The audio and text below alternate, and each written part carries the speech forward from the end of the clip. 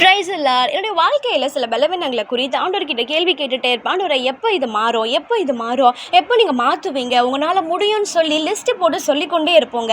அப்படி நான் ஒரு நாள் ஜெபித்து கொண்டிருக்கும் பொழுது ஆண்டவர் என்னோடு கூட பேசினார். எனக்கு ஆண்டவர் ஒரு உணர்வை கொடுத்தாருங்க.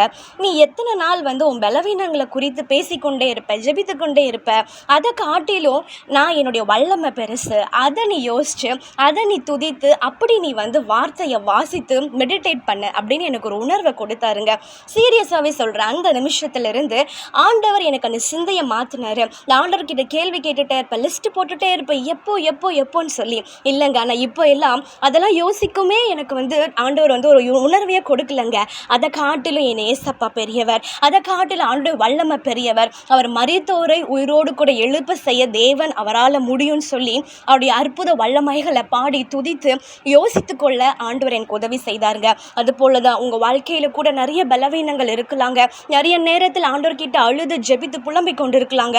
ஆனால் இந்த வேளையில் வசனம் சொல்லுகிறது 2 கொரிந்தியர் 1:9 என் கிருபை உனக்கு போதும், பலவீனத்திலே என் பலன் பூரணமாய் விளங்கும் என்று கர்த்தர் உங்களை ஆசீர்வதிப்பாராக.